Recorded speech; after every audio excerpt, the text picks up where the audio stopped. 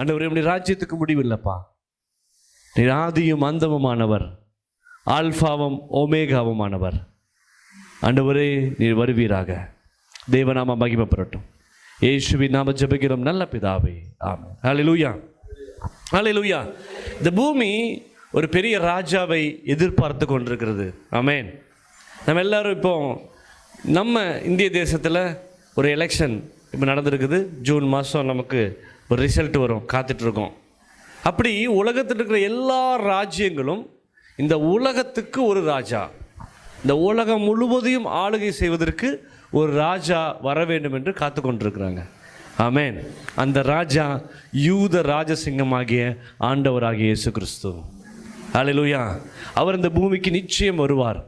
இந்த பூமிக்கு வந்து ஒரு 1000 வருஷம் ஒரு ராஜ்யத்தை ஸ்தாபிக்க போகிறார். இந்த உலகம் முழுவதும் ஒரே நாடாக இருக்கும். சொல்கிறாங்களா, ஒரே நாடு ஒரே ரேஷன் கார்டு. ஒரு நாள் வரப்போகிறது உலகம் முழுவதும் ஒரு ராஜாவுக்கு கீழே இஸ்ரவேல் தேசம் அவருடைய தலைமைச் செயலகமாக இருக்கும். இஸ்ரவேலை ஆளுகை செய்கிற ராஜா ஆண்டவர் இந்த பூமி முழுவதும் ஆளுகை செய்வார். So we is waiting for that one. ஆமென். உங்களெல்லாம் எதுக்கு ஆண்டவர் எடுத்திருக்காரு தெரியுமா? எதுக்கு?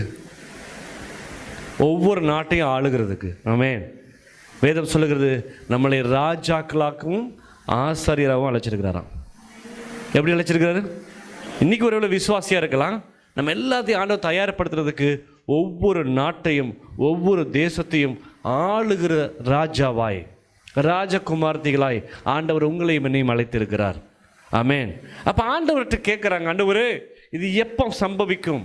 நீங்கள் எப்போ திருப்பி வருவீங்க? நீங்கள் போகிறீங்கன்னு சொல்கிறீங்க, எப்போ வருவீங்க? வரும்போது என்னெல்லாம் சம்பவிக்கும்? நாங்கள் எதுக்கெல்லாம் தயாராக இருக்கும்போது தயாராக இருக்கணும்னு சொல்லி கேட்கும்போது லூக்கா எழுதின சுவிசேஷம் 17ஆம் அதிகாரம் 20லிருந்து 37 வரைக்கும் வாசிங்க. லூக்கா 17ஆம் அதிகாரம் 20லிருந்து 37 வரைக்கும். தேவனுடைய ராஜ்யம் எப்பொழுது வரும் என்று பரிசேயர் அவரிடத்தில் கேட்டபொழுது அவர்களுக்கு அவர் பிரதியுத்தரமாக, தேவனுடைய ராஜ்யம் பிரதிச்சயமாய் வராது, இதோ இங்கே என்றும், இதோ அதோ அங்கே என்று சொல்லப்படுகிறதற்கும் ஏது விராது. இதோ தேவனுடைய ராஜ்யம் உங்களுக்குள் இருக்கிறதே என்றார். பின்பு அவர் சீஷர்களை நோக்கி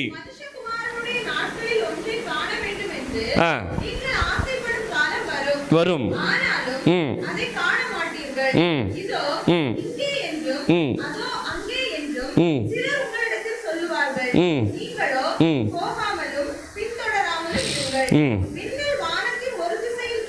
மின்னல் வானத்தில் ஒரு திசையிலிருந்து தோன்றி மறு திசை வரைக்கும் பிரகாசிக்கிறது போல மனுஷகுமாரனும் தம்முடைய நாளிலே தோன்றுவார்.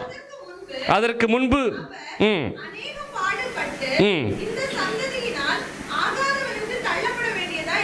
இருக்கிறது. நோவாவின் நாட்களில் நடந்தது போல மனுஷகுமாருடைய நாட்களிலும் நடக்கும். நோவா பிரவேசித்த நாள் வரைக்கும் ஜனங்கள் புசித்து குடித்தார்கள், பெண் கொண்டு கொடுத்தார்கள். ஜலப்பிரளயம் எல்லாரையும் அழித்து போட்டது. லோத்தினுடைய நாட்களில் நடந்தது போல நடக்கும். ஜனங்கள் புசித்தார்கள், குடித்தார்கள், கொண்டார்கள், விற்றார்கள், நட்டார்கள், கட்டினார்கள். லோத்து சோதோமை விட்டு புறப்பட்ட நாளிலே வானத்திலிருந்து அக்கினியும் கந்தகமும் வருஷித்து எல்லாரையும் அழித்து போட்டது. மனுஷகுமாரன் ஆமென். 2 அடையாளத்தை சொல்றார் ஆண்டவர்.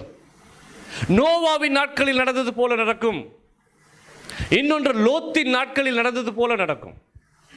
அப்ப முதலாவது நோவாவுடைய நாட்கள் என்ன நடந்தது? பூமியில மனுஷர்கள் பெருகின பின்பு, ஆதியாகமம் 6ஆம் அதிகாரம் அதுல முதல் வசனத்திலிருந்து வாசிங்க. மனுஷர் பூமியின் மேல் பெருக துவங்கி அவர்களுக்கு குமாரத்திகள் பிறந்த பொழுது தேவகுமாரர் மனுஷகுமாரத்திகளை அதிக சௌந்தரியம் உள்ளவர்கள் என்று கண்டு அவர்களுக்குள்ளே தங்களுக்கு பெண்களை தெரிந்து கொண்டார்கள். அப்பொழுது கர்த்தர், என் ஆவி போராடுவதில்லை, அவன் மாம்சம் தானே. அந்நாட்களில் ராட்சச பிறவிகள் பூமியிலே பிறந்தாங்க. நல்ல கவனிங்க, நல்ல கவனிங்க. தேவகுமாரர்கள் மனுஷகுமாரத்திகளோடு சேர்றதுனால ரெண்டு விதமாக சொல்கிறாங்க. ஆண்டவர் செலக்ட் பண்ண, ஆண்டவர் சூஸ் பண்ண தெய்வ புத்திரர்னு சொன்னால் ஒரு ரட்சிக்கப்பட்ட விசுவாசின்னு வச்சுக்கோங்க. அந்த மாதிரி சூஸ் பண்ண ஆளுங்க உலக பிரகாரமான பெண்களோடு சேர்ந்ததுனால ராட்சச பிறவி வந்துச்சுன்னு சொல்கிறாங்க. இன்னொரு கூட்டம் இதில் தெளிவாக சொல்லப்படாதனால அப்படி சொல்கிறேன். இன்னொரு கூட்டம் என்ன சொல்கிறாங்க, ஏஞ்சல்ஸ், தேவதூதர்கள், ஒரு 4 தேவதூதர்கள் மனுஷகுமாரத்திகள் அதிக சௌந்தரியம் என்று கண்டு அவர்களோடு அவர்கள் உறவு கொண்டதுனால ராட்சச பிறவிகள் பூமியில் பிறந்தாங்க. இந்த ராட்சச பிறவிகள் பிறந்ததுனால ஆண்டவர் மனுஷனை உண்டாக்குனதுக்காக மனஸ்தாபப்பட்டார். ஆமென். மனிதனை உண்டாக்குனதுக்காக மனஸ்தாபப்பட்டார். இனி இந்த பூமியில் மனுஷன் இருக்கக்கூடாதுன்னு நினச்சி எல்லாத்தையும் தண்ணி கொண்டு அழிக்கணும்னு முடிவு பண்ணிட்டார். இன்னைக்கு பாருங்க, இந்திய தேசத்தில் மட்டும்தான் இந்த கதை ராட்சச பிறவிகள். மகாபாரதம் பார்த்தது இல்லையா? ஃபூனு ஊதுவான், தீ வரும், பார்த்துருக்கீங்களா? வானத்தில் இங்கிருந்து பறப்பாங்க, அவங்களுக்கு சகல சக்தி இருந்துச்சு. இதெல்லாம் தெய்வ தூதர்களும் மனுஷகுமாரத்திலும் சேர்ந்ததனால வந்த ராட்சச பிறவின்னு சொல்கிறாங்க. கர்த்தருக்கு விரோதமான பிறப்பு. இப்போ ஆண்டவர் முடிவு பண்ணிட்டார் இந்த பூமியை அழிக்கணும். ஆனால் மனுஷன் உருவாக்கின நாள் இருந்து நோவா காலம் வரைக்கும் மழை வரல. மழை யாரும் மூடு பனி, காலையில் பார்த்தீங்கன்னா ஃபுல்லாக பனியாக இருக்கும். அது நனைஞ்சி அதுலேயே பயிர்கள் என்ன ஆயிரும், வந்துடும். மழையை ஆண்டவர் கட்டளையிடவே இல்லை. அப்போ ஆண்டவர் நோவாட்ட சொன்னார், நீ ஒரு பெரிய பேழையை உண்டு பண்ணு. அந்த பேழையில் ஆணும் பெண்ணுமாய் ஆண்டவர் எல்லா மனுஷனையும் அழிச்சிட்டு நோவா குடும்பத்தை மட்டும் காப்பாற்றணும்னு நினைச்சார். என்னது? நோவாவுடைய குடும்பம், நோவாவுடைய பிள்ளைகள் சேம், காம், யாபேத் 3 பேர். நோவாவுடைய மனைவி சேம், காம், யாபேத் அவங்களுடைய மனைவி 8 பேரை காப்பாற்றணும் ஆண்டவர் என்ன பண்ணார், முடிவு பண்ணிட்டு, இந்த குடும்பம் மட்டும் போதும், உங்களை வச்சு நான் ஒரு புது உலகத்தை நான் என்ன பண்ணுறேன், உண்டு பண்ணுறேன். 2வது ஜோடா புறா, ஆண் புறா, பெண் புறா, யானை, இந்த என்னென்ன பிராணிகள் இருக்கோ, என்னென்ன பறவைகள் இருக்கோ எல்லாத்தையும் என்ன பண்ணு, இந்த பேழைக்குள்ள நீ என்ன பண்ணு, கொண்டு பண்ணு அப்படின்னு சொல்லி ஆண்டவர் செலக்ட் பண்ணார். அப்போ நோவா ஒரு பெரிய பேழை கட்டிகிட்டு இருக்கார். 1 வருஷம் கட்டுறார். எல்லோரும் கிண்டல் பண்ணுறாங்க, டே என்னடா பண்ணுற, மழை வரப்போகுது.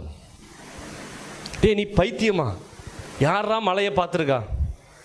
இப்போ நம்ம சொல்கிறோம்ல இயேசு வருவாருன்னு, நம்ம சொல்கிறோம் போடா பைத்தியம், எப்படா இயேசு வருவாருன்னு கேட்குறான். நம்ம சொல்ல வேண்டிய கடமை, நம்ம ஒரு நாள் வரும்போது வந்துட்டா நீ என்ன பண்ணுவ, ஹல்லேலூயா. அப்போ நோவா சொல்கிறார், மழை வரும், மழை வரும், கண்டிப்பாக வரும். இவன் பேழை உண்டு பண்ணிகிட்டே இருக்கான். ஒவ்வொரு நாளும் பரியாசம் பண்ணுறாங்க, ஒவ்வொரு நாளும் நோவாவை கிண்டல் பண்ணுறாங்க, கேலி பண்ணுறாங்க. ஒரு நாள் வந்துச்சு. ஆதியாகமம் 7ஆம் அதிகாரம் 1 வசனம் வாசிங்களே.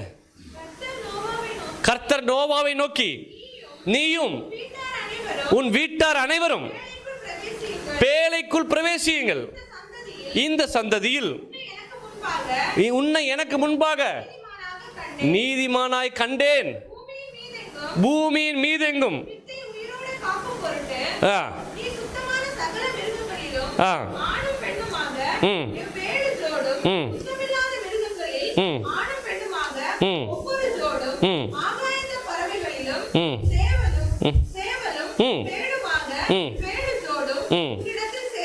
சேர்த்துக்கொள். இன்னும் 7 நாள் சென்ற பின்பு 40 நாள் இரவும் பகலும் பூமியின் மேல் மழையை வருஷிக்க பண்ணுவேன். நான் உண்டாக்கின ஜீவ சந்துகள் அனைத்தையும் பூமியின் மேல் இராதபடிக்கு நிக்கிரகம் பண்ணுவேன் என்றார். நோவா தனக்கு செய்தார்.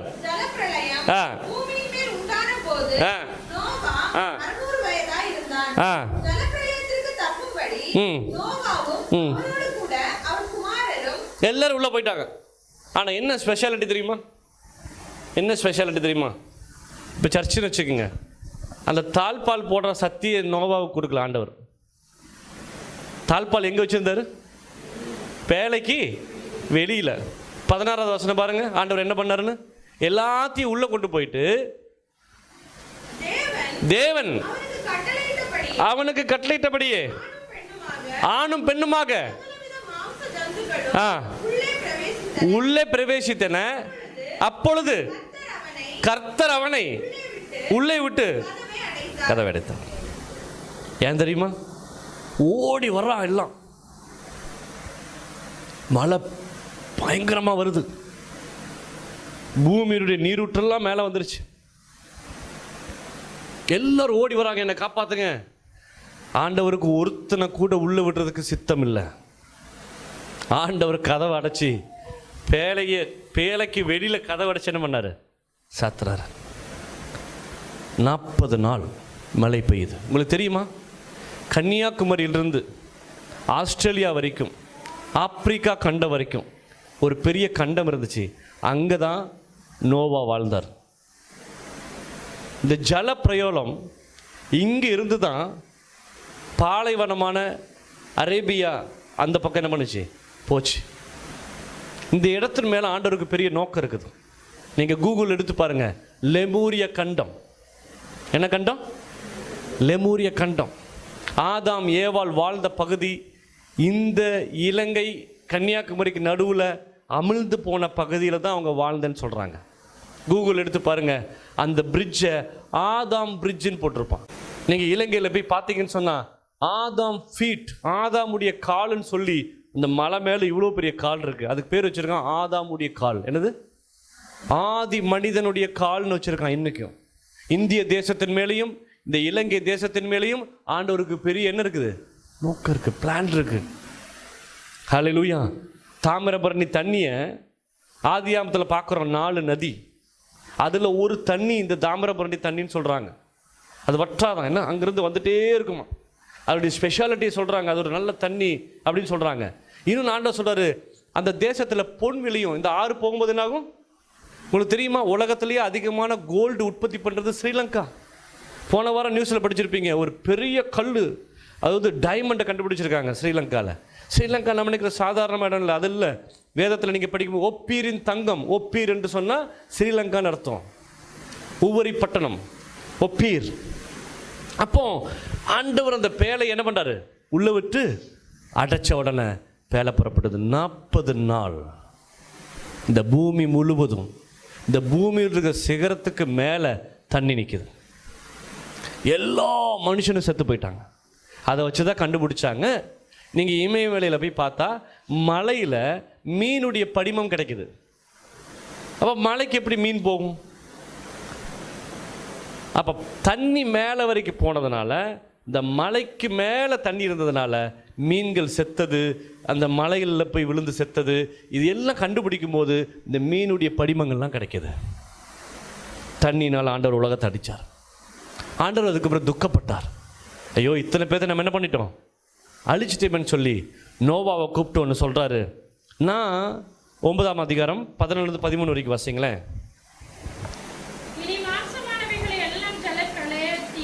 மாம்சமான யாவரையும் ஜலப்பிரளய தண்ணினால நான் என்ன பண்ண மாட்டேன்? நான் இனி அழிக்க மாட்டேன். எனக்கு பூமியை அழிக்க, பூமியை அழிக்க என்ன பண்ண மாட்டாரா? அவருக்கு மனஸ்தாபம் ஆயிடுச்சு. என்ன சொல்றாரு? தண்ணினால அழிக்க மாட்டேன். என்னது? அழிக்கிறதுக்கு வேற ஒன்று வருது. இனி பூமி அழிக்கிறதுக்கு என்ன பண்ண மாட்டேன்? தண்ணியை நான் யூஸ் பண்ண மாட்டேன்ப்பா, எனக்கு ரொம்ப மனசு சங்கட்டமாயிருச்சு இல்லையா? ஒருத்தனை ஒரு டைம் ஒரே மாதிரி கொண்டுட்டா திருப்பி வேற ஒரு ரூபத்தில் தான் கொல்ல முயற்சி பண்ணணும் இல்லையா? யோசித்து பாருங்கள். இனி தண்ணினால இந்த பூமியை நான் என்ன பண்ண மாட்டேன், அழிக்க மாட்டேன். அதனால் சொன்னார், இனி நான் அதுக்கு ஒரு அடையாளத்தை உனக்கு சொல்கிறேன். இனி பூமியில் மழை வரும்போதெல்லாம் வானத்தில் ஒரு வில், ஒரு அடையாளத்தை நான் வைக்கிறேன் மனுஷனுக்கும் எனக்கும். வானவில் ஏன் வருது தெரியுமா? கேட்டு பாருங்க. ஏதாச்சும் ஒரு ஜனக்கு பதில் இருக்கு அதுக்கு. ஏப்பா இந்த வானவில் வருதுன்னு சொல்லுவான். பார்வதி துப்புனதுனால வந்துச்சும்பா. முட்டாள் ஜனங்க, படிக்காதவங்க, வேதத்தை அறியாதவங்க. வானவில் எப்படி வந்துச்சு? ஆண்டவர் மனுஷனுக்கும் அவருக்கும் ஏற்படுத்தின உடன்படிக்கை. இனி தண்ணினால ஒன்று அழிக்க மாட்டேன்னு சொல்றதுக்கு தான் வானவில். மழை வர்றதுக்கு முன்னாடி வருதா, மழை வந்ததுக்கு அப்புறம் வருதா? மழை வந்ததுக்கு அப்புறம் காமிக்க போதும். லிமிட்டேஷன்ஸ். நான் இனி தண்ணினால என்ன பண்ண மாட்டேன், அழிக்க மாட்டேன். வானத்தில் என்னுடைய வில்லை நான் என்ன பண்ணுவேன், காமிக்கிறேன். ஆண்டவர் மனுஷனோட சமாதானமானார். நோவா அவன் குடும்பத்தை வாழ வச்சாரு. அவனுக்கு 3 பிள்ளைங்க, சேம், காம், யாபேத். அந்த 3 பேரும் 3 கான்டினல். நீங்கள் பார்த்தீங்கன்னு சொன்னால், ஒன்று ஆப்பிரிக்கா, இன்னொன்று சைனீஸ், இன்னொன்று வெள்ளக்காரன். இந்த 3 தான் 3 கண்டென்ட். ஏஷியா, இந்த 3 தான் மனுஷங்க. நம்மெல்லாம் ஆப்பிரிக்காவிலிருந்து வந்தவங்க தெரியுமா? நம்மெல்லாம் ஆப்பிரிக்காவிலிருந்து கொஞ்சம் அழகாக இருக்கிறோம், அவ்வளோதான். நம்மெல்லாம் ஆப்பிரிக்காவுடைய இனம். கொஞ்சம் மாறி மாறி மாறி வந்தது ஏசியன் கேண்டட். அடுத்து சைனீஸ், இந்தோனேஷியாக்காரன், நம்ம Manipur, Nepali, Indonesia, Chinese, Japanese, இவங்கெல்லாம் ஒரு பையன் கட்டையாக இருப்பான், மூக்கு சப்பையாக இருக்கும், இவ்வளோதான் ஹைட் இருப்பான். இன்னொருத்தர் வெள்ளைக்காரன், ரொம்ப ஹைட்டாக இருப்பான், வாட்டர் சட்டமாக இருப்பான். நியூசிலாந்து, ஆஸ்திரேலியா, இங்கிலாந்து, அமெரிக்கா, இந்த ஆளுகள்லாம் ஒரு பையன். 3 பேர் சேம், காம், யாபேத். நல்லா தெரிஞ்சு வச்சுக்கோங்க. தண்ணினால் ஆண்டவர் உலகத்தை அழிச்சாரு. 3 பசங்களை கொண்டு திருப்பி உலகத்தை என்ன பண்ணார், உண்டாக்குனாரு. அந்த 3 வகை. நம்மளாம் மெயின் நீக்ரோ. அதுக்கு நம்மளாம் என்னது, அப்படியே பிள்ளைக்கு வந்தால் நம்ம இந்த மாதிரி இருக்கிறோம். அப்போ முதல் டைம் பூமி என்ன பண்ணிட்டார், ஆண்டவர் அழிச்சிட்டார். அதை இங்கே இயேசு சொல்கிறாரு, நோவா காலத்தில் நடந்தது போல நடக்கும். இயேசு வரும்போது என்ன நடக்கும்? ஆனால் இப்போ இயேசு வரும்போது என்ன நடக்குமா, தண்ணி அழிக்க மாட்டேன்னு சொல்லிட்டாரு. ஆனால் இன்னொரு இடத்துல ஒரு சின்ன ஊரில் ஒன்று அழிச்சாரு. அந்த மாதிரி நடக்கும். இது லோத்து. இந்த நோவா காலத்தில் ஜனங்க பயங்கர ஹாப்பியாக இருப்பாங்களாம். பெண் கொடுத்து பெண் எடுத்து, புரிஞ்சுங்களா, ஒரே ஹாப்பி. இன்னைக்கு எப்படி இருக்குது இந்த உலகம் சொல்லுங்க? சினிமாவுக்கு போகிறது, மாலுக்கு போகிறது, ஹாப்பியாக இருக்கிறது, சந்தோஷமாக இருக்கிறது, இது மட்டும் தான் மனுஷனுக்கு பெருசாக தெரியுது. லோத்து காலத்தில் என்ன தெரியுமா நடந்துச்சு? லோத்து ஒரு ஊரில் குடியிருக்காரு. அந்த ஊருக்கு பேர் சோதம் குமாரம். அங்கே என்ன தெரியுமா, யாரும் ஆம்பளைக்கு பொம்பளையை கல்யாணம் பண்ண மாட்டாங்க. யாரை கல்யாணம் பண்ணாங்க தெரியுமா? ஆம்பளைய. அந்த ஊரில் என்னது என்ன நடக்குது? யாரும் பெண்களை கல்யாணம் பண்ண மாட்டாங்க, ஆண் கல்யாணம் பண்ணுறது. அப்படி ஒரு மோசமான ஊரில் யார் குடியிருக்கிறா? லோத்து குடியிருக்கிறார். ஆண்டவருக்கு அந்த அக்கிரமத்தை பார்த்து என்ன பண்ண முடியல, சகிக்க முடியல. உங்களுக்கு தெரியுமா, இந்தியாவில் சட்டம் போட்டான், இனி ஆணை திருமணம் செய்து கொள்ளலாம். அதுக்கு போராடுறான். ஆணும் போராடுறான், எங்களை கல்யாணம் பண்றதுக்கு அனுமதிங்க. அதனுடைய கூட்டம் அதிகமாயிட்டு இருக்குது. இந்த கூட்டம் அதிகமாயிருச்சுன்னா இயேசு வர்றதுக்குரிய நாள் நெருங்கிருச்சுன்னு அர்த்தம். ஆமென். அக்கிரமம் பெருகிருச்சு. பார்க்கலையா வீடியோவில், யூடியூப்ல? இவன் எனக்கு ரொம்ப பிடிச்சிருக்குது, அதனால இவனுக்காக நான் என்ன பண்ணியிருக்கிறேன், ஆண் ஆப்ரேஷன் பண்ணி பெண்ணா மாறுறது. எவ்வளோ ஒரு அக்கிரமம். அப்போ லோத்துடைய நாட்களில், ஆண்டவருடைய நாட்களில் லோத்தை காப்பாற்றுறதுக்கு 2 தூதர்கள் அனுப்புகிறார் ஆண்டவர். தூதர்கள் பார்க்கறதுக்கு ஆட்ட சாட்டமாக அழகாக இருக்கிறான். அவங்க ஜென்ஸ் மாதிரி, அவங்க ஒரு ஜென். தூதர் யார்? ஜென். சினிமாவில் பார்க்குறப்ப முடி நீளமாக வச்சு அப்படிலாம் இருக்கணும், ஜென்ஸ். இந்த 2 பேர் லோத்து வீட்டுக்கு வந்து சொல்கிறாங்க. லோத்து கூப்பிட்றான், வாங்க. லோத்து வாசல் அப்படியே படுத்துட்டு இருக்காரு. அந்த ஊர் மத்தியில் அந்த மரத்துக்கு கீழே படுத்துட்டு இருக்காரு. இவனுக்கு 2 பேரும் இந்த ஊரை அழிக்க வந்திருக்கானுங்க, தெய்வத்துடைய புத்திரர்கள். லோத்து இவங்களை பார்த்து லோத்து பதறாரு, பார்க்கறதுக்கு அழகா இருக்கானுங்களே, ஐயோ இவங்களை ஏதாச்சும் இந்த ஊர் ஜனங்க பண்ணிடுவாங்களேன்னு சொல்லிட்டு அவனை கூப்பிட்ட, ஐயா வாங்க, ஏன் வீட்டில் குடியிருங்க, எங்கேயும் வெளியே போகாதங்கன்னு சொல்லி லோத்து உள்ள கூட்டிட்டு போறான். லோத்து வீட்டுக்கு 2 பசங்க வந்துட்டாங்கன்னு கேள்விப்பட்டு ஊரில் இருக்கிற பெரியவன் முதற்கொண்டு சிறிய வரைக்கும் வர்றான். கேளுங்க அந்த வசனத்தை வாசிங்க. அந்த 2 தூதர்களும் சாயங்காலம் லோத்துடைய வீட்டுக்கு வந்தாங்க. அவங்களை கண்டு ஆண்டவன்மார்களே,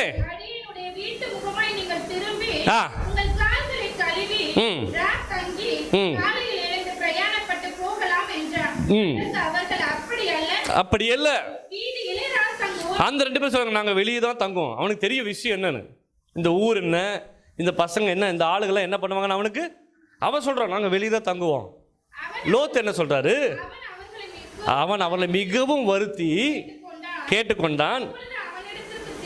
திரும்பி வீட்டுக்குள்ள பிரவேசித்தார்கள். அவன் அவர்களுக்கு விருந்து பண்ணினான். அவர்கள் புசித்தார்கள். அவர்கள் படுக்கும் முன்னே பாருங்க, சோதோன் பட்டணத்து மனிதர்களாகிய வாலிபர் முதல் கிழவர் மட்டும் இருக்கிற ஜனங்கள் அனைவரும் நானா திசையிலிருந்து வந்து வீட்டை சூழ்ந்து கொண்டு லோத்தை கூப்பிட்டு, இந்த ராத்திரி உன் வீட்டுக்கு வந்த மனுஷர்கள் எங்கே? நாங்கள் உங்க அவர்களை அழகா செந்தமில்ல டீசெண்டா எழுதி இருக்குது. என்னது? அறியும்படிக்கு. அதுக்கு அர்த்தம் என்ன தெரியுமா? நான் அவங்களோட தப்பு பண்ணணும், அவனை வெளியே அனுப்புடான்னு கேட்கிறான். வெளியே கொண்டு வா. அப்பொழுது லோத்து அவன் கதவை பூட்டிட்டு லோத்து வெளியே வந்து சொல்றான், பூட்டி அவரிடத்தில் போய், சகோதரரே இந்த அக்கிரமத்தை செய்யாதீங்க, இதோ அவன் சொல்றாங்க, புருஷரை அறியாத கல்யாணம் ஆகாத 2 பொட்ட பிள்ளைகளை வீட்டில் வச்சிருக்கிறேன், அந்த பிள்ளைகளை நான் வெளியே அனுப்புறேன், உன் இஷ்டப்படி என்ன வேணா நீ பண்ணிக்கோ, ஆனா என் வீட்டுக்கு வந்த அந்த கெஸ்ட் இவர்களுக்கு நீ எதுவும் என்ன பண்ணாத, கெஞ்சறான், விட்டுரு. என் வீட்டுக்கு வந்த விருந்தாளிய அவங்ககிட்ட எந்த அக்கிரமத்தை நீங்க என்ன பண்ணிடாதீங்க, பண்ணாதீங்க. நான் வேணா 2.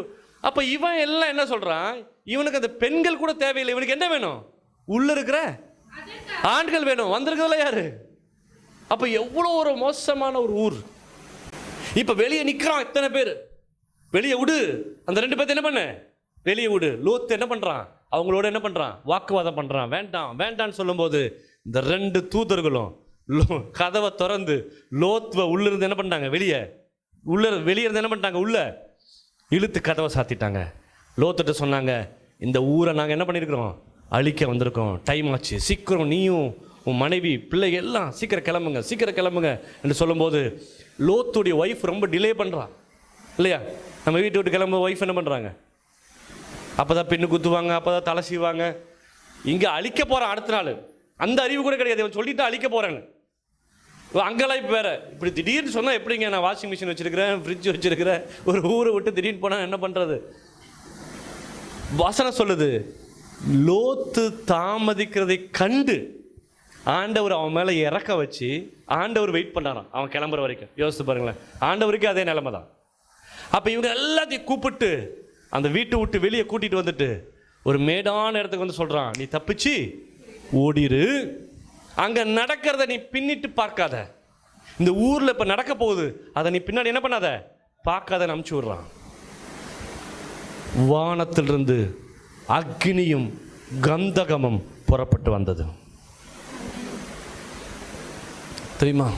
அக்னியும் கந்தகம் அந்த ஊர் இருக்க அத்தனை பேத்தி எரிச்சிருச்சு. லோத்துடைய மனைவி அங்க போய் திரும்பி பார்த்துட்டான். அதை பார்த்த உடனே உப்பு தூணா மாறிட்டான். என்ன பண்ணிட்டா?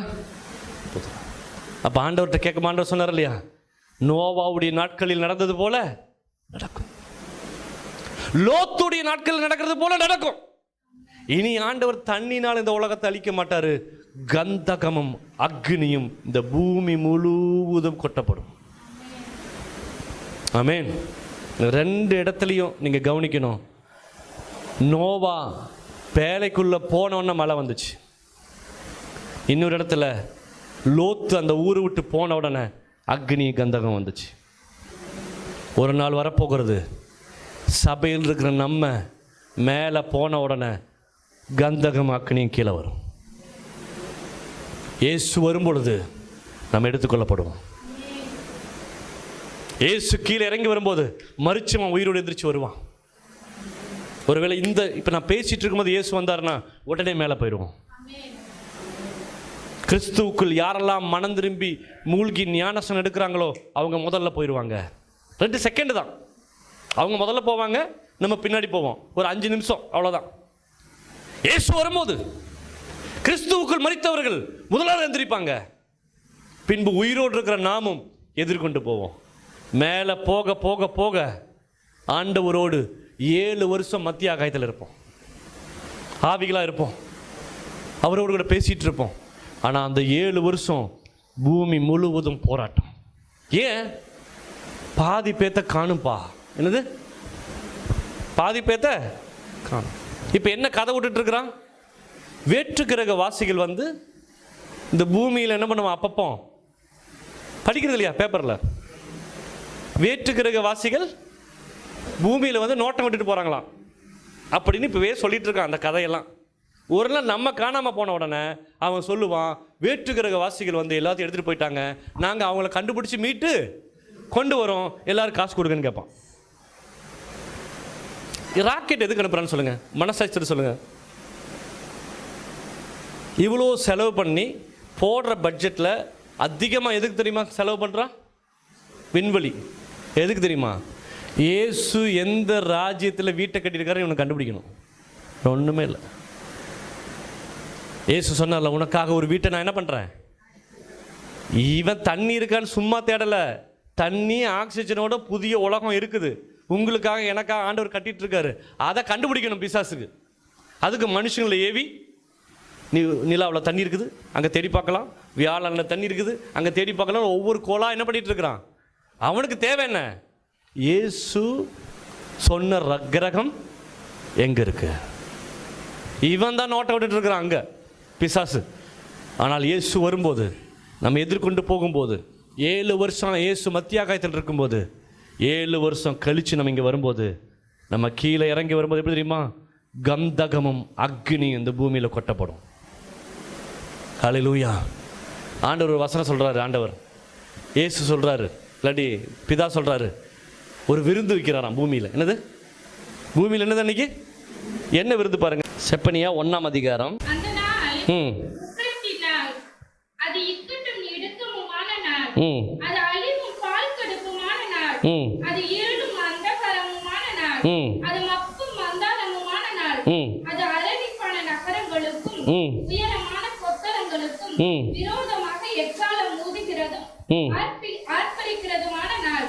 மனுஷர் கர்த்தருக்கு விரோதமாய் பாவம் செய்தபடியால் அவர்கள் குருடரை போல் நடக்கும்படி நான் அவர்களை வருத்தப்படுத்துவேன்.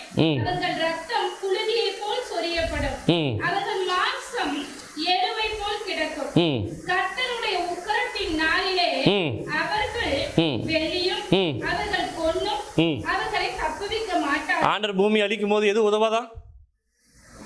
அவன் சேர்த்து வச்சிருக்கிற பணமும் இந்த கந்தகம் அக்னியும் இப்படி கொட்டும்போது இந்த பொண்ணெல்லாம் அப்படி வீசிட்டு ஓடுவாங்களாம். அது உருகும். என்னாகும்? உருகும். எப்படி இருக்கும் யோசித்து பாருங்க. இவனுக்கு டிகிரி செல்சியஸ் இருக்குது. கரெக்டாக கந்தகம் அக்னி தான் இது மெல்ட் பண்ணிடும் கோல்டை. அந்த பொண்ணெல்லாம் என்ன பண்ணுவாங்களாம்? தூக்கி வீசுவாங்களாம். கந்தகம் அக்னி பூமியில் கொட்டப்படும். அவருடைய எரிச்சலின் அக்னியினால் தேசமெல்லாம் அழியும். தேசத்தின் குடிகளை எல்லாம் சடுதியாய் நிர்மூலம் பண்ணுவார். 7வது வசனத்தை வாசிங்க.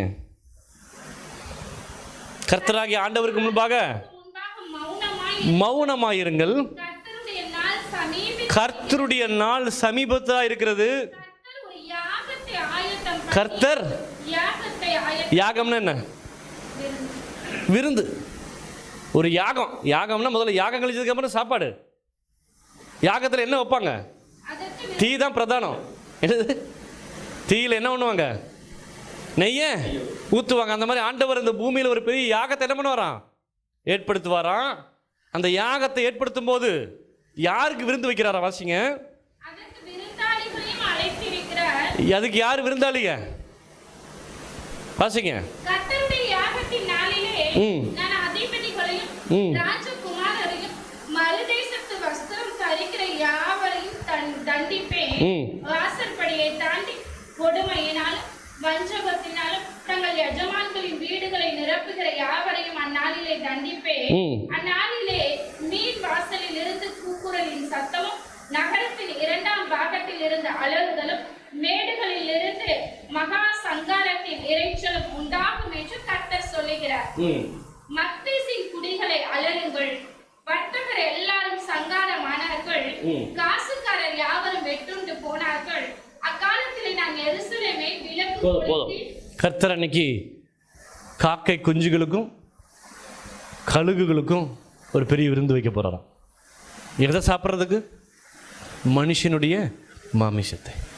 அது யாரை தண்டிக்கிறாரா? முதல்ல இந்த பூமியில் ராஜாக்களாக இருந்தவங்க, பேலஸில் வாழ்கிறவங்க. ஹல்லேலூயா.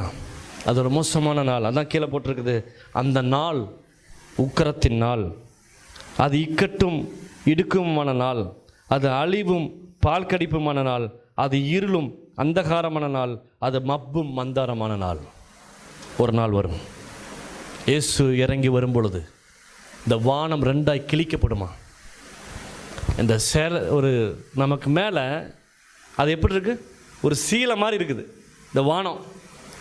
இயேசு வரும்போது அது அப்படியே விலகிடும். நீங்கள் மேலே பார்க்க முடியும். அங்கே ஒரு சிங்காசனத்தை பார்க்க முடியும்.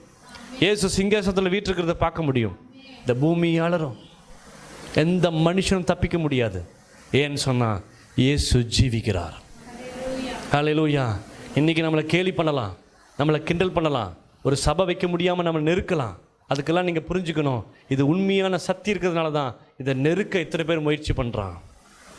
ஒரு நாள் வரும்போது இயேசு இந்த உலகத்தை தண்டிக்கும் போது நாம் துக்கப்படணும். ஐயோ பாவம் தான் நம்ம சொல்லணும். அவங்களுக்காக நம்ம வருத்தப்படணும். எல்லாரும் ரட்சிக்கப்படணும் நம்ம விரும்பணும். ஆமென். எல்லாருக்காக ஜெபம் பண்ணணும். நீங்கள் அப்படியே போங்க, ஆண்டவரே இவங்க இந்த குடும்பமெல்லாம் ரட்சிக்கப்படட்டும், இவங்க இயேசுவை தெரிஞ்சுக்கிட்டட்டும், இவங்க இயேசுவை தெரிஞ்சுக்கிட்டட்டும். அதுதான் பிரதானம். ஒரு நாள் வரும் பொழுது இங்கே எங்கே போவாங்க? இந்த உலகத்தை ஆண்டவர் என்ன வச்சிருக்காரு? அழிவுக்கு வச்சிருக்காரு. வெளிப்படுத்தின விசேஷம் 20ஆம் அதிகாரம் வாங்க, 11வது வசனம்.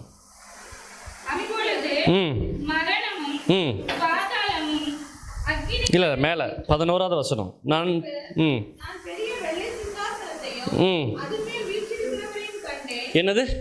வெள்ளை சிங்காசனத்தையும் வீற்றிருக்கிறவை கண்டேன். அவருடைய சமூகத்திலிருந்து பூமியும் வானமும் அகன்று போயின. என்னங்க? வானமும் பூமியும்? நான் கேட்குறேன், இப்போ நம்ம கால் நிற்கிறோம் இல்லையா, இதுதானே பூமி. கொஞ்சம் ஆகாயத்தில் போச்சுன்னா இது என்னது? இப்போ நம்ம எல்லாம் பூமியில் இருக்கிறோம். நம்ம கால் இந்த பூமியை மிதிச்சிட்டு இருக்குது. ஒரு 5 அடிக்கு மேலே நம்ம போயிட்டோம்னு வச்சுக்கோங்களேன், நம்ம வேற, இந்த பூமி வேற. நம்ம எதில் இருக்கிறோம்? ஆகாசத்தில் இருக்கிறோம். இந்த பூமிக்கு நமக்கும் சம்மந்தம் இல்லை. அப்போ வெள்ளை சிங்காசனம் எங்கே இருக்கும்? இந்த ஆகாயத்தில் இருக்கும். நம்மளும் மரித்து உயிரோடு எந்திரிச்சு ஆவியாக இருப்போம். நம்மளும் எங்கே நிற்போம்? இந்த ஆகாசத்தில் நிற்போம். நம்ம கண்ணாலேயே இந்த பூமி அகன்று போவதை நீங்கள் பார்ப்பீங்க. இந்த பூமியும் வானமும் அகன்று போகும். வாசிங்க. பூமியை பார்க்க முடியாது. அதுக்கப்புறம் மரித்தோராகிய சிறியோரையும் பெரியோரையும் தேவனுக்கு முன்பாக நிற்க கண்டேன். அப்பொழுது புஸ்தகங்கள் திறக்கப்பட்டன. ஜீவ புஸ்தகம் என்று வேறொரு புஸ்தகம் திறக்கப்பட்டது. அப்பொழுது ஆ மரித்தோர் தங்கள் தங்கள் கிரியைகளுக்கு தக்கதாக ம் நியாயத்தில் படைத்தார்கள். ம் சமுத்திரம் சமுத்திரம் தன்னிலுள்ள மரித்தோரை ஒப்புவித்தது. கவலைப்படாதீங்க. நீ சமுத்திரத்தில் போய் விழுந்து செத்தாலும் அந்த சமுத்திரம் ஒன்று வெளியில் தள்ளிடுமா? என்ன போட்டிருக்கீங்க? சமுத்திரத்தில் செத்து போனவங்கள தன்னிலுள்ள மரித்தோரை ஒப்புவித்தது. தண்ணியில் இருக்கிற மரித்தோர் என்ன பண்ணுமா? இந்த கடலில் போய் சாகுறானுங்கள்ல, சும்மா இல்லை, அதுக்கு சக்தி இருக்குது. அதுக்கு பின்னாடி தேவன் இருக்கிறாரு. இவனை தண்ணியில் கொல்லணும், இவனை வண்டியில் கொல்லணுங்கிற எல்லா பிளானும் யார்கிட்ட இருக்குது? ஆண்டவர்கிட்ட இருக்கு. சமுத்திரம் தண்ணியில் செத்தவர்கள் என்ன பண்ணுமா? ஒப்பு கொடுக்குமா? அடுத்து மரணமும் பாதாளமும் தன்னிலுள்ள மரித்தோரை ஒப்புவித்தன. என்னது? ஆல்ரெடி செத்து போய் எங்கே இருக்கிறான்? பாதாளத்திலையும் சொல்லுங்க. பாதாளத்திலும் மரணமும் பாதாளமும் மரணமும் பாதாளமும் தன்னிலுள்ள மரித்தோரை ஒப்புவித்தன. ஒப்புவித்தது யாவரும் தங்கள் தங்கள் கிரியைகளின்படியே ம் நியாயத்தில் படைத்தார்கள். ம் அப்பொழுது ம் மரணமும் பாதாளமும் அக்கினி கடலிலே என்ன கடல்? நீங்க பார்க்காத ஒரு கடல் இருக்குது. இந்த தண்ணி இருக்கிற கடல் இந்த பூமியில் இருக்குது. பூமியில் இல்லாத ஒரு கடல் இருக்குது. அது என்ன கடல்? அக்னி கடல். யாரெல்லாம் இயேசுவை ஏற்றுக்கொண்டு மனம் திரும்பி மூழ்கி ஞானஸ்நானம் எடுத்து சரியான விசுவாசியாக வாழ்ந்தாங்களோ அவங்க ஆண்டவரோடு இருப்பாங்க. விசுவாசியாதவங்க, இந்த உலகத்தை அனுபவிச்சவங்க, விபச்சாரத்தில், குடியில், இந்த உலகத்தை திருடி ஜனங்களை ஏமாற்றி என்னென்ன ரீதியில் வாழ்ந்தாங்களோ அங்கே போட்டிருக்கல ஒரு லிஸ்ட். என்ன லிஸ்ட்டு? பயப்படுறவர்களும், அவிசுவாசிகளும், பயப்படுகிறவர்களும், திருடரும், கொலைபாதகரும், ஏமாத்துக்காரரும், வீணரும்.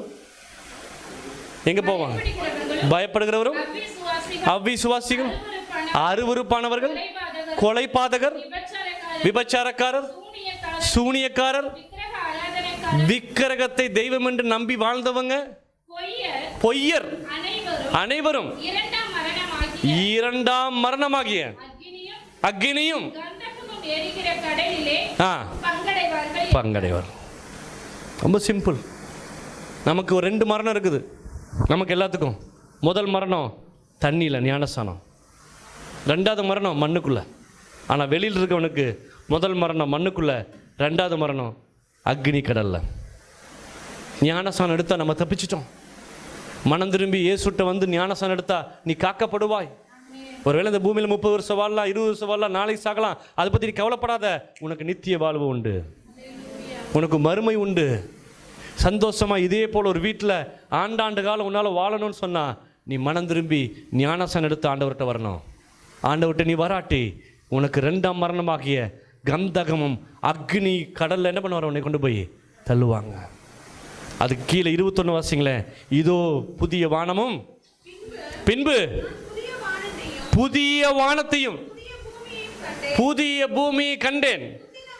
முந்தின வானமும் தெரியுமா? நமக்கு மட்டும்தான் எலிஜிபிள். எதுக்கு? புதிய வானத்துக்கும் புதிய பூமி போகிறதுக்கு நம்ம தான் அங்கே எலிஜிபிள். எவ்வளோ பெருமைக்குரிய விஷயம்.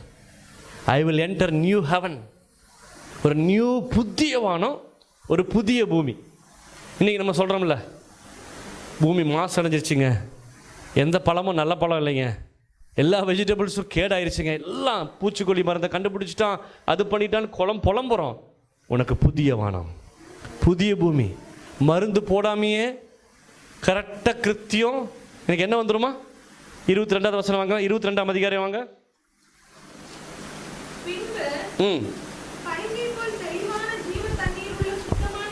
என்னது? சுத்தமான நதி.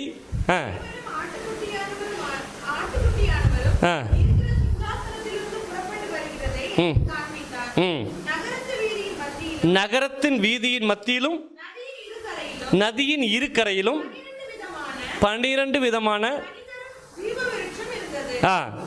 அது அது மாதந்தோறும் தன் கனியை கொடுக்கும்.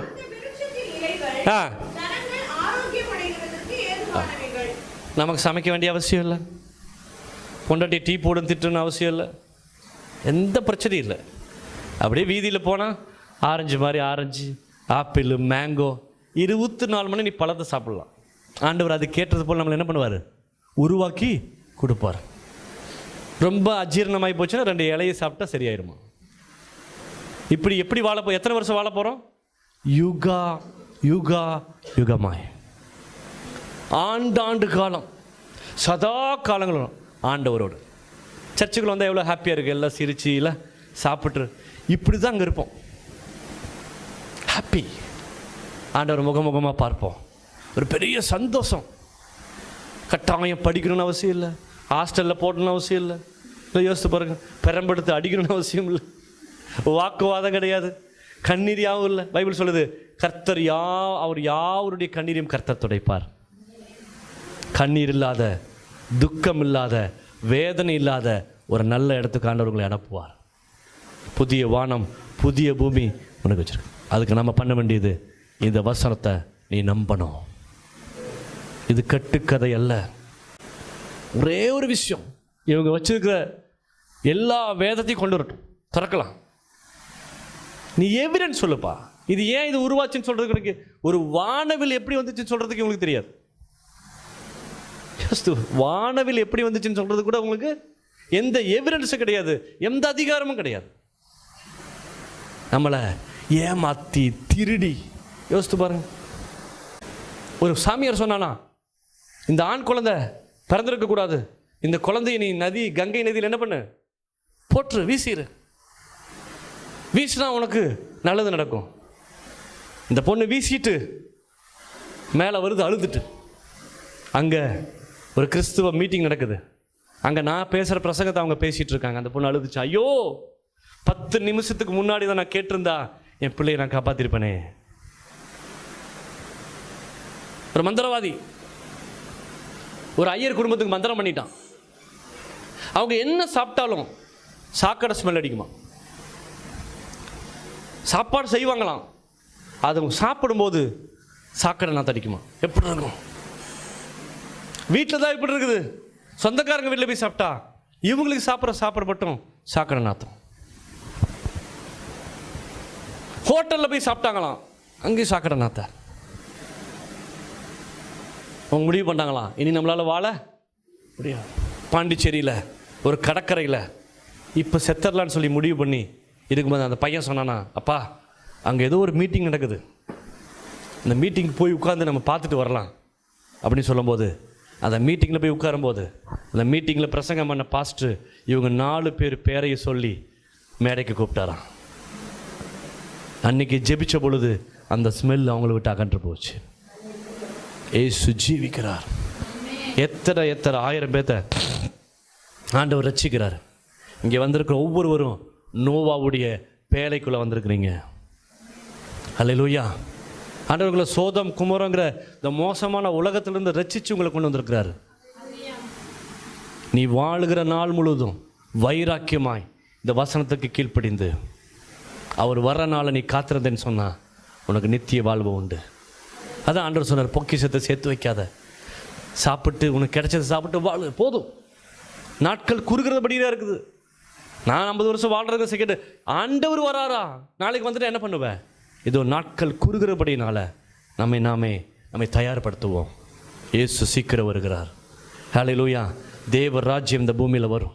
நீங்களும் நானும் ராஜாக்களாய் ஆசாரியர்களாய் மாறப்போகிறோம். இந்த உலகத்தை நம்ம நியாயம் தீர்க்க போகிறோம். தேவதூதரில் நம்ம நியாயம் தீர்க்க போகிறோம்.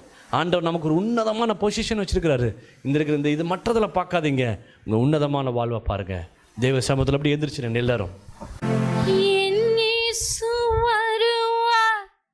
மேகங்கள் நடுவே தன்னோடு சேர்த்து கொள்வார்.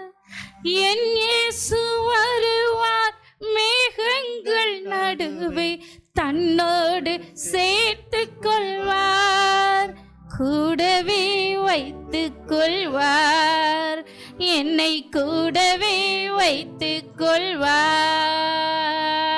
தானானா தானானா தானானா தானானா தானானா தானானா தானானா தானானா தானானா தானானா தானானா தானானா பரலோகந்தா என் பேச்சு, பரிசுத்தந்தா என் மூச்சு.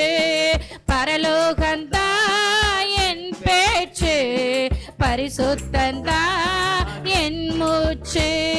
கொஞ்ச காலம் இந்த பூமியிலே, கொஞ்ச காலம் இந்த பூமியிலே, இயேசுவுக்காய் சுவிசேஷத்திற்காய், இயேசுவுக்காய் சுவிசேஷத்திற்காய். தானான தானானா தானானா தானான தானானா தானானா தானான தானானா தானானா தானான தானானா தானானா. ஒப்பு கொடுப்போமா? பரிசுத்தமுள்ள நல்ல பிதாவே, இந்த நாளுக்காய் ஸ்தோத்திரம். அதற்கு ஒவ்வொருவருக்காய் நாங்கள் ஜெபிக்கிறோம்.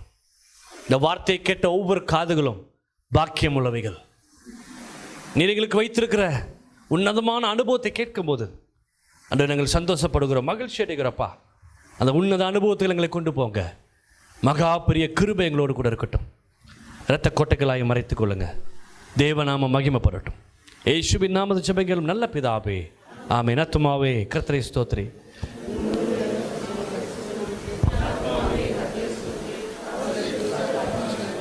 நம்முடைய கர்த்தராகிய இயேசு கிறிஸ்துவின் கிருபையும் பிதாவாகிய தேவனுடைய அன்பும் பரிசுத்த ஆவியுடைய அன்யோன்ய ஐக்கியமும் மீண்டும் மீண்டும் சதா காலங்களோடு கூட இருப்பதாக. ஆமென். God bless you. கர்த்தர் ஆசீர்வதிப்பாராக.